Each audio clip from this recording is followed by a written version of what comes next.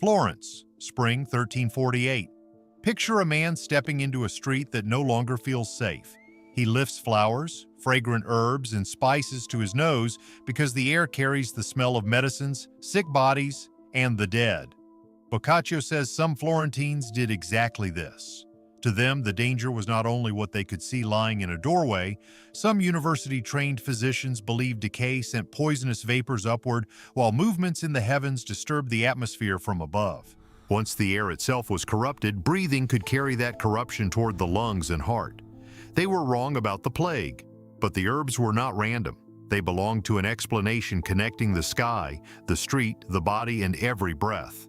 So what did people think had poisoned the air, and what did that belief make them do? Right now, you can sit beside an open window without thinking about every breath.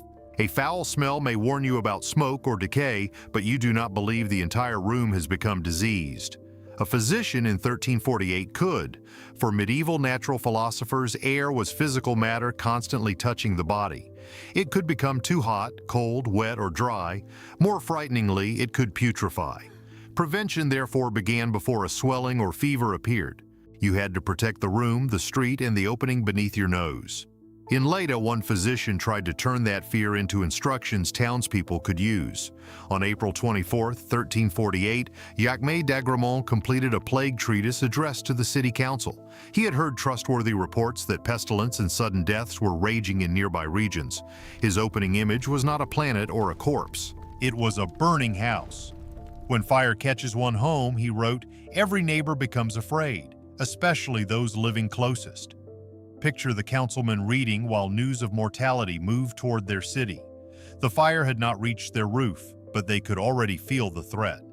Agremont wrote in Catalan, not only in the Latin of university medicine, because he wanted citizens to understand what could make their surroundings dangerous. He separated ordinary changes in air from corruption. A cold wind or humid day could disturb the body. Putrefied air was different. It had changed in its substance and become hostile to life. Now look around the town through that theory. Stagnant water is no longer merely dirty. Rotting material beside a wall is no longer merely disgusting. A closed room, a foul ditch, or a warm wind can become part of a chain leading from the environment into the body. That gave people something visible to fight. Clear the filth, change the room, avoid the foul place, watch the wind. But one town's ditch could not explain why distant communities were falling in the same catastrophe. For that, physicians looked above the rooftops. In October 1348, before the plague had fully struck Paris, King Philip VI asked the city's medical faculty to explain the disaster moving through Europe. Imagine the masters with astronomical charts open beside medical books. Their answer pointed back 3 years, to 1 hour after noon on March 20th, 1345. Saturn, Jupiter, and Mars had come together in Aquarius. They were not claiming that a planet fired plague down like an arrow. They divided the disaster into layers. The heavens were the distant cause. Conditions on Earth created the immediate danger. In their reasoning, celestial forces drew vapors from Earth and water, heated them, and disturbed the winds. Those vapors mixed into the atmosphere until the air became corrupted. Then the threat crossed the final distance through an ordinary action, a breath. Food harmed whoever ate it. Water harmed whoever drank it. Air entered every house and reached rich and poor without permission. Now the scale made sense inside their system. A rotten ditch could poison one neighborhood. A disturbed atmosphere could leave many regions exposed. But for Christian physicians, the planets were not above God. The Paris masters ended their report by saying pestilence ultimately proceeded from divine will. Then they told readers not to abandon physicians. God, they argued, had also provided earthly medicine. Punishment, astrology, and medicine sound like competing answers today. In 1348, they could sit inside the same explanation. Divine anger answered why the disaster had been allowed. Planets, vapors, winds, and the body explained how it moved through nature. Boccaccio described that overlap in Florence. He wrote that the plague might have come through heavenly influence or God's anger. In the same city, people joined processions while officials removed refuse and tried to keep the sick from entering. Picture one street. Prayers pass in one direction, carts of waste move in another, and a frightened resident holds herbs beneath the nose. Nobody there has to choose only one explanation, and here the remedies stop looking random. If corrupted air entered through breathing, the small space around your face mattered. A pleasant smell might strengthen the brain, resist foul air, or form a safer pocket between street and body. The flowers in Boccaccio's Florence were not a cure for someone dying, they were a guard at the gate. 17 years later, a plague tracked by John of Burgundy carried that logic into the home. He advised aromatic substances, closed windows at night, and burning juniper until smoke and scent filled the room. He warned against hot baths and anything believed to open the pores because poisonous air might enter through them. Follow the person inside. A branch lands on glowing coals. Smoke climbs toward the rafters.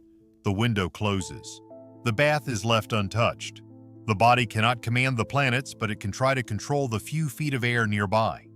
The theory was biologically wrong, yet it contained a practical turn. Protection had to begin before the person felt sick. The belief moved from the nose to the bedroom, then it reached the city gate. On May 2, 1348, Pistoia issued emergency ordinances intended to protect the body from contaminated matter approaching the city. Watch theory become objects. Movement between Pistoia, Pisa, and Lucca was restricted. Used wool and linen were controlled, and forbidden cloth could be burned in the main square. A folded garment now looked capable of carrying the atmosphere of an infected household. The dead became an air problem too. A body could leave a house only inside a wooden coffin with the lid nailed shut so foul odor would not escape. Graves had to be roughly 1.5 meters deep. Funeral gatherings and visits to mourning households were limited. The rules reached meat, animal hides, rotting material, houses, streets, and gates. Pistoia was treating the town like a vulnerable body. Every opening had to be watched. But an ordinance is not a photograph of daily life. It shows what officials ordered, not that everyone obeyed or that the measures worked. One travel restriction was canceled within 3 weeks. What the document reveals is the fear behind the action. People, clothing, bodies, and proximity all seemed able to bring danger. Boccaccio's Florence makes that fear personal. He wrote that speaking with the sick, staying near them, or touching objects they had used appeared to endanger the healthy. Then he told a scene readers remembered for centuries. The rags of a poor man who had died were thrown into the street. 2 pigs rooted through the cloth, seized it in their mouths, and, according to Boccaccio, soon collapsed and died. This was a dramatic story, not a controlled experiment. But picture what it taught someone watching from a doorway. The man was gone, yet danger seemed to remain in his belongings. Their observation was not meaningless. Illness did cluster around sick people and households, even though survivors could not see the mechanism or explain it correctly. Now put yourself beside a relative's bed. Approaching may endanger you. Stepping back may leave someone you love without water, food, or care. Boccaccio described servants abandoning masters, neighbors avoiding neighbors, and family members withdrawing from one another. Wealthier people could seal themselves inside supplied houses or flee to the countryside. Servants, laborers, and the already sick had fewer doors they could close. Corrupted air had turned distance into a survival decision. Who could isolate? Who had to keep working? Who would carry the body? Who would enter the room? And when herbs, smoke, laws, and distance failed, fear searched for something easier to see than air. Between 1348 and 1350, Jews in parts of Europe were falsely accused of poisoning wells to spread the plague.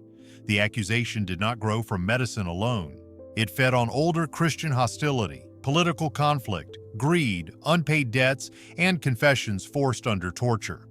On September 26, 1348, Pope Clement VI condemned the attacks. His argument cut through the rumor Jews were dying too, and the disease struck places where no Jewish community lived. The accusation still spread. In Tàrrega, Catalonia, armed attackers assaulted the Jewish quarter in 1348. When archaeologists excavated its medieval Jewish cemetery in 2007, they found 6 communal graves containing at least 69 people. Many showed evidence of violent death. Return to the invisible danger. Corrupted air offered a chain from sky to street to body.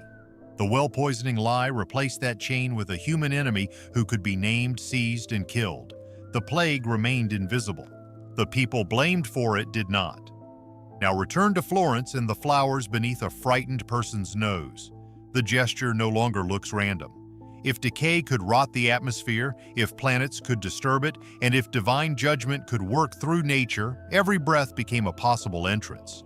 Herbs, smoke, closed windows, clean streets, guarded gates, restricted contact, and fear of belongings all followed from that belief. Medieval physicians were wrong about what caused the plague. But they were not guessing without structure. They built an explanation from the medicine, faith, senses, and patterns available to them. Sometimes that logic encouraged cleaning, avoidance, and early precautions. Sometimes it encouraged abandonment. And when the need for control became stronger than the evidence, fear attached itself to innocent people. They thought the air was killing them because, in their world, air was not empty. It was where the heavens, the street, the body, and human fear met with every breath.